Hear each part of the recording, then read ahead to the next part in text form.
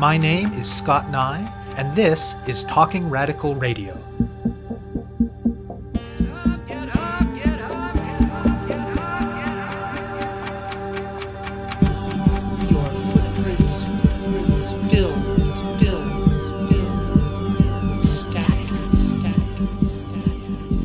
Hello and welcome to Talking Radical Radio, where we bring you grassroots voices from across Canada.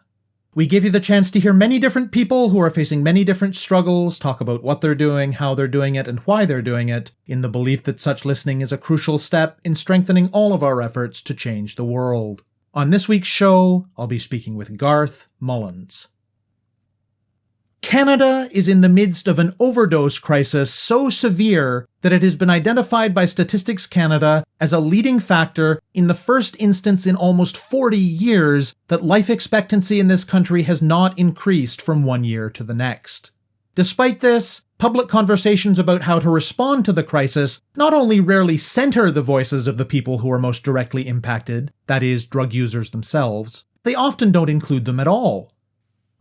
Today's guest identifies the current crisis as the latest phase in a drug war that has been going on in Canada for over a century.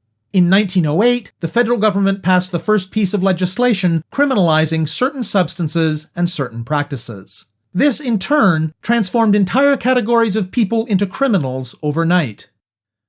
This initial legislation was passed as part of a moment of racist social panic among white elites in Vancouver, associating the presence of East Asian people with the consumption of opium. In the decades since, the harmful impacts of the drug war have continued to fall disproportionately on people who are some combination of racialized, Indigenous, and poor. These impacts include heightened surveillance, the associated harassment and violence from police, and the harms of arrest and incarceration themselves. They also include a whole spectrum of indirect consequences, such as harsh social stigma, barriers to accessing employment, healthcare, and other services, and vastly increased risks from unsafe drug supplies and from the circumstances in which people are forced to consume them. All of these harms and all of these barriers that are put in drug users' lives to a great extent via state action mean more suffering and more death. The first arrest to occur in Canada under drug war legislation took place in the downtown East Side neighborhood of Vancouver over a century ago. The downtown East Side continues to be a crucial epicenter not only of the drug war, not only of the constant deaths from the current overdose crisis, but of organized resistance by drug users and their allies. Such organizing first became visible in Vancouver during an earlier and somewhat more localized overdose crisis in the 1990s. It included drug users coming together to support each other, to engage in policy advocacy around things like harm reduction and decriminalization, to found organizations, and to organize safe consumption sites. In today's overdose crisis, such activities continue across the country. Garth Mullins is a longtime activist and organizer who's been involved in many different movements. He is a freelance journalist and broadcaster and has won awards for work on CBC Radio. He has also been a drug user for most of his adult life, including injection heroin when he was younger and methadone today, and he is currently a drug user activist. Mullins' most recent work is as the host and executive producer of Crackdown, a podcast that launched in January of 2019. Its focus is, quote, the drug war covered by drug users as war correspondents, end quote, and it is based in the downtown East Side. Guided by a team of people with lived experience in the trenches of the drug war, it is a unique initiative. Each episode is a top-notch audio documentary that explores the issues with a rare sophistication and depth, and does so in a way that centers those who are directly affected. Episodes so far have focused on things like safe injection sites, the complex issue of blame, and the experiment with decriminalization in Portugal, and future episodes will examine gender in the drug war, the impact of colonization, housing, employment, and much more. One of the key accomplishments of drug user organizing since the 1990s has been to create opportunities for drug users to come together, to break isolation, and to push back against shame and stigma as they fight against the ongoing harms of the drug war. Mullins sees Crackdown as part of this tradition, and part of growing efforts across the country to win not just harm reduction and decriminalization, but a new society which prioritizes justice and human needs. I speak with Mullins about the drug war in Canada, drug user organizing, and the Crackdown podcast. My name is Garth Mullins. I'm the host and executive producer of the Crackdown podcast, which is drug users covering the drug war as war correspondents. I'm an activist from lots of different movements over my life, including the labor movement, and now a drug user activist. I've been an opioid user most of my adult life, injection heroin user way back in the last overdose crisis of the 1990s, and now on methadone, so this is my second overdose crisis. The drug war in Canada has been running, I guess, about 110 or 111 years. It's really a set of policies that make people into criminals who all throughout the rest of human history wouldn't have been. So the government criminalizes certain substances and certain activities, and we become illegal. And the response to it is to increase police presence in different communities, to throw people in jail, to lock people up, to destroy people's lives. And it does feel like a war. I mean, a lot of these police forces act like a war. They storm people's houses. They use battering rams to get in. They take prisoners. They have tanks. I mean, the Vancouver police have an armored personnel carrier that looks like a tank. There's a real militarized aspect to it. And then the deaths, the amount of people that have died in my life is amazing. Like half the people I came up with are gone. I tried to count up and I got to about 50 and I had to stop because it's too much. And so it does feel like a war. And like so many wars, it's also got roots in racism. So if you're black or a person of color or indigenous, you're more likely to have these kind of interactions with law enforcement and the criminal justice system because of the way society is organized. And the origins of the drug war in Canada and the US are in racism. Out here in Vancouver in 1907, there was this group called the Asian Exclusion League, which had a bunch of important big shots in the city of Vancouver in it. They had a big rally out front of City Hall, and that devolved into a riot. People went around, smashed up businesses and everything in Chinatown and Japantown. And then the government did a little attempt to compensate some business owners, and in the process of doing that, became aware of opium and got very scared about that, and so moved to make opium manufacture and possession and everything illegal. And so the 1908 Opium Act was passed out of the ashes of a racist pogrom in Vancouver. So this is where the drug war started. That riot that happened over a century ago, that was right at Main and Hastings, right at the heart of the downtown east side. And the first arrest for opium was a year after. And it was right there, right behind the Carnegie Center, which is at Main and Hastings. And that was the center of the overdose crisis of the 1990s. It was a neighborhood that had rates of HIV infection in the 1990s that were the worst in the industrial world, because the availability of syringes was restrained by health authorities and governments. So people shared, and so infectious diseases spread. And so it was also the center of resistance. People started organizing there against these policies, distributing new syringes even though that was illegal, and opening underground safe injection sites in a couple of places before they were ever allowed officially in Canada. It's where the Vancouver Area Network of Drug Users was founded, which is, a 22-year-old drug user union, an activist group that actively fights back against the drug war and fights for drug users' rights. And it's also the center of where a lot of housing protest and other kinds of activism have happened in the city. So that's why the podcast is based there, because that's where the activism and the resistance are. Tell me about your experience of the drug war and with the organizing and resistance that's happened over the years in Vancouver. Since I was a teenager, I've been a drug user, so I experienced lots of the elements that everybody else experiences. The unavailability of syringes I was talking about, that affected me. I couldn't find them. I had to, use the same one for a month at a time and sharpen it on a matchbook. I was in trouble with the police. I've been arrested and put in jail for drugs. I've overdosed. I've, tried to quit. I've gotten the eviction notices, and certainly lots of people have faced it way, way harder than me. But these are the common effects of the drug war on somebody who's using an illegal substance every day.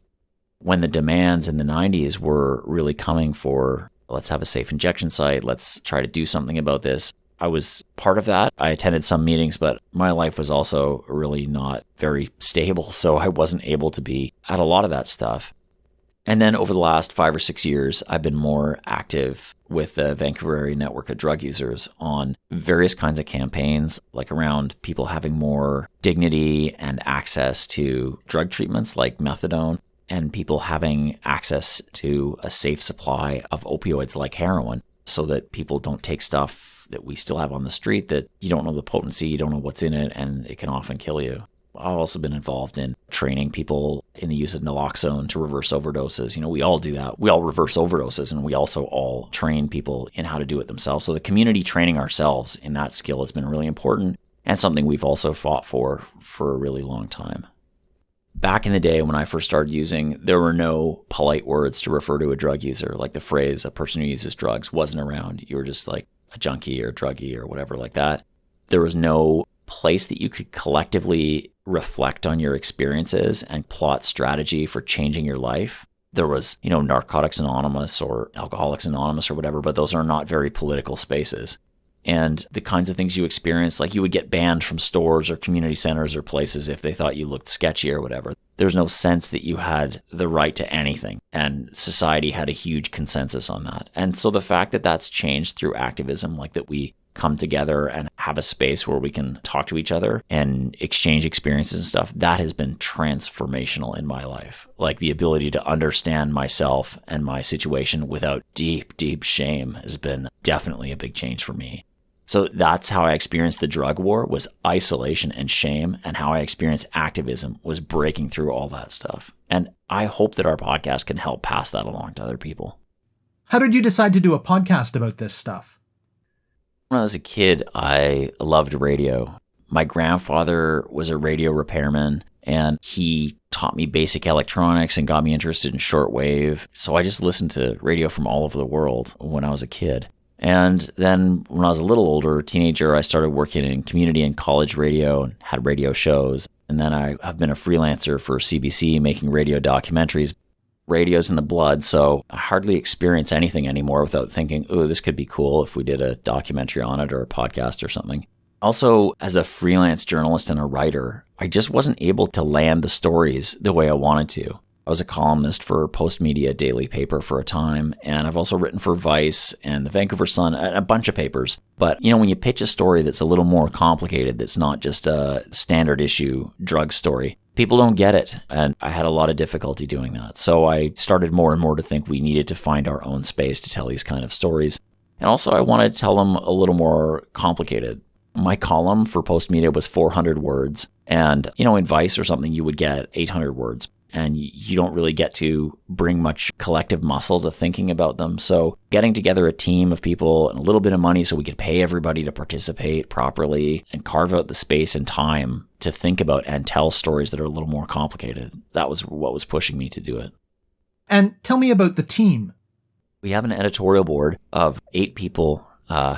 Keep saying that, of 7 people now who have been in the mix for years and years. So people who are drug user activists who have a great deep knowledge of, heroin, rock, and meth, but also jail and homelessness, that deep knowledge of drug policy, having lobbied ministers and prime ministers and interacted with international dignitaries and presented at academic conferences. So you just have that direct lived experience of the drug war, but also that deep expertise in policy around the table as well. It's really important to have a board that also reflects that everybody doesn't experience the drug war the same way. If you're Indigenous, it's different. Colonization has just amped up and kind of wrapped around the overdose crisis. And it's different for women than it is for men. It's different for people who have to go to work every day, or for people who are on social assistance, for people who are marginally housed or whatever. So we wanted to gather all those experiences and all those different moments in how our society affects people so that we could get a better view and a more complete view. And the editorial board, they don't just provide advice, they also provide leadership. Like when we go do an episode on a topic that somebody's an expert in, like if we do one on stimulants or on meth or something, we'll have that member take a leading production consulting role in helping us make sure we get everything right. At the beginning, I corrected myself and said, we actually have 7. And that's because we lost one of our editorial board members, Charisse Kiwatan, in February. That's one of the realities of the drug war and of criminalization. Every day in Canada, 11 people die from overdose and from the drug war. And some of those people are people we work with every day. What kinds of things did the team need to talk through as you were getting started? I guess one of the first things that we talked about, people said, well, what the hell is a podcast? And fair question, because some people don't have internet access. So that's one of the first things we thought about is if we can't own a radio station, we'll have to do a podcast. And how will we get it to people who don't have access on a computer? So we play the episodes. We have listening parties, and other people do too. They take the episode and they play it out loud and invite people to come by and listen and have a discussion afterwards. We're thinking about other ways to get to people who don't have internet access, like run off a bunch of cassette tapes or CDs or whatever people want. What do we want it to be was our next discussion. And people were like, make it really good, really high production values, be really intentional, make it professional. The comments were like, we're so often represented with something that's slipshod, that looks kind of crappy. Like we want to put on our best clothes and go tell the world what's going on. So we took that to heart. We really do try to produce like that.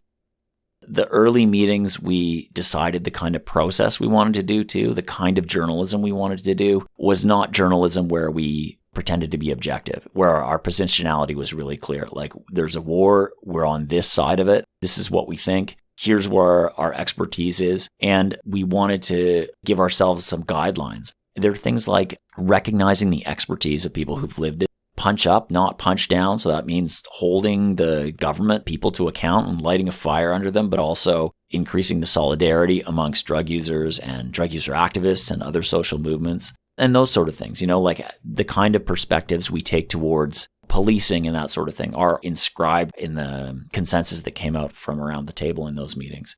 And early on, we also set ourselves the kind of topics that we wanted to cover. And what have you been covering? Our second episode was about methadone and how a lot of people in Canada got switched to a methadone that people have found less effective about 5 years ago. We think it's one of the drivers of the overdose crisis because, you know, when you get something that's supposed to treat your dependence on a drug and it doesn't, and you go back to that drug, well, of course, that puts people in the bullseye when there's a contaminated drug supply. So people were really insistent that we get to that early.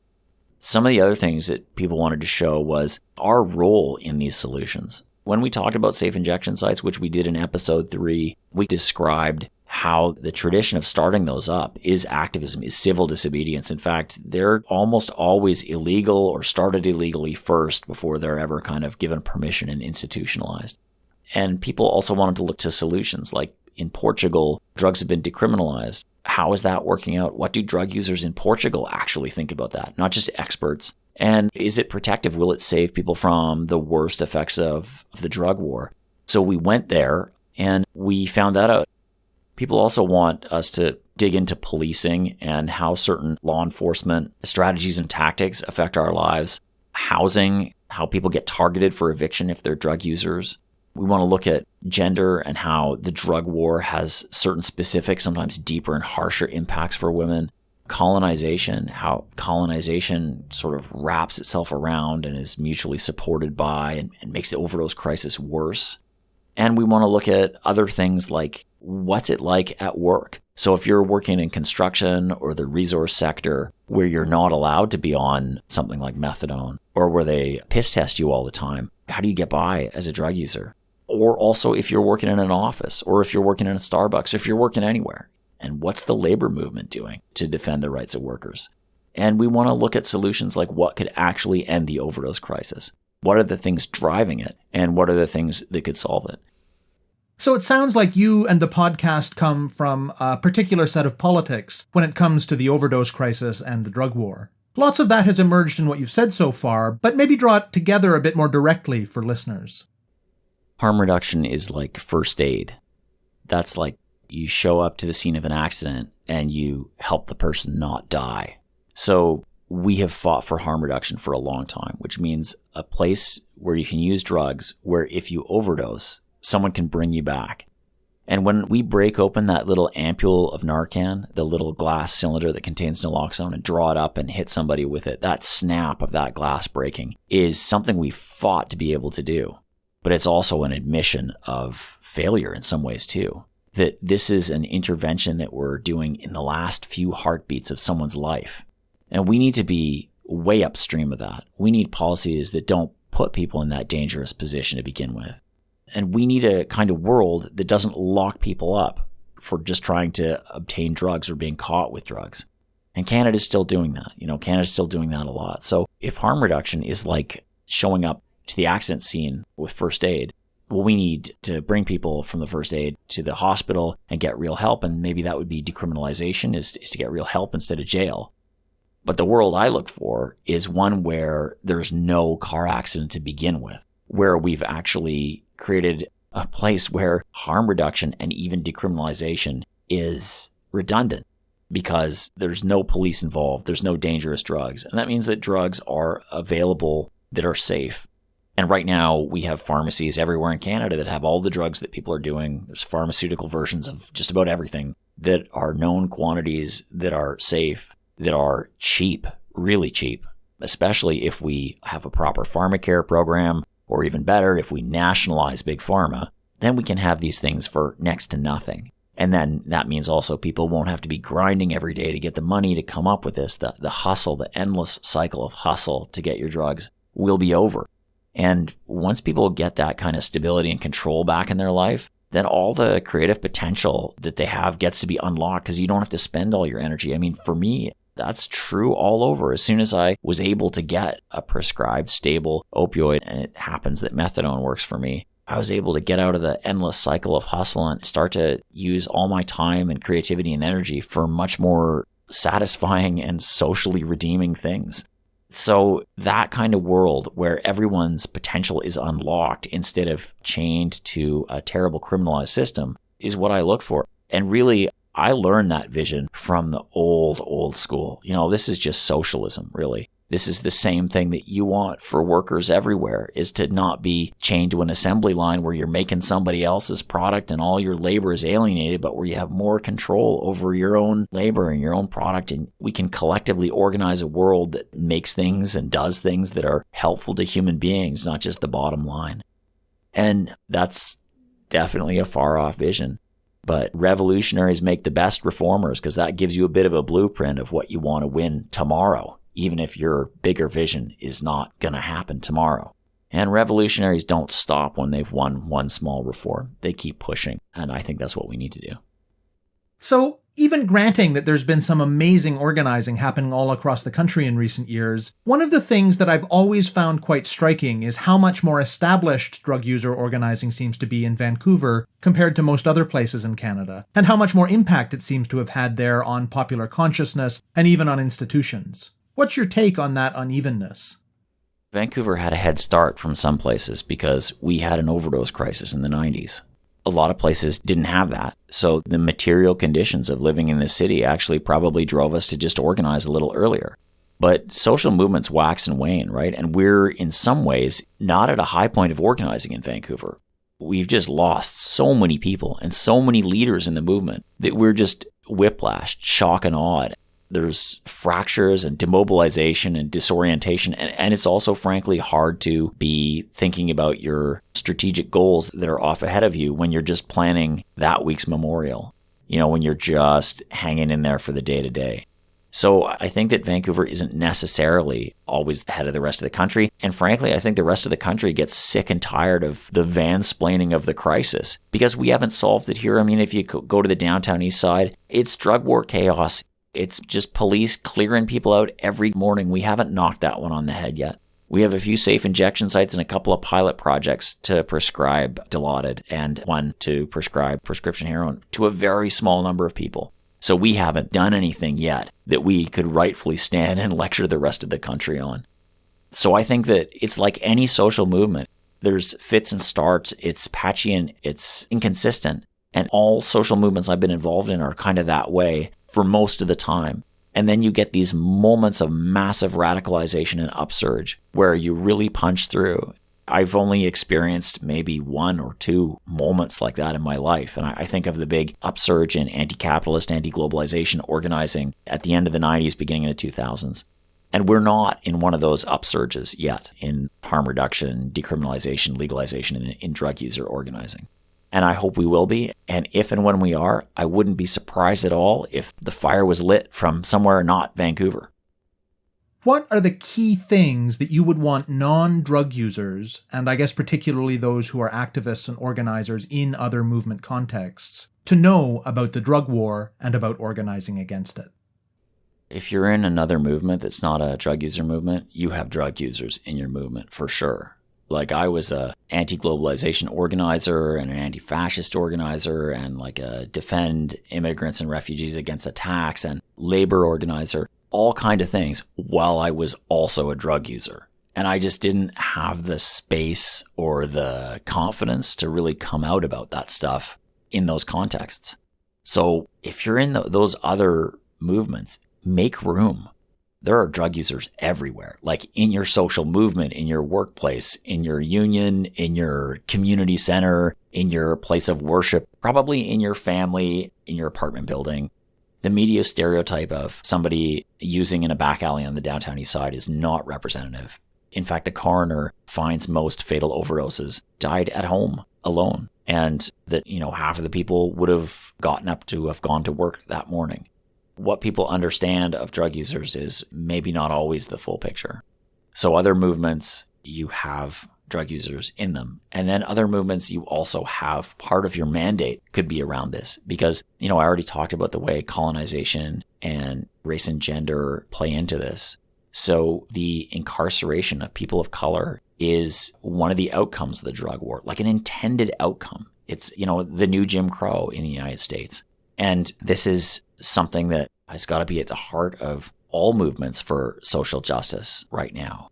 Labor movements have to realize this is something that's causing people to get fired from work when they reach out for help. They can't disclose. They got to have collective agreements that cover proper treatment, not just a place where you get scolded by a counselor, but like something real that could actually help.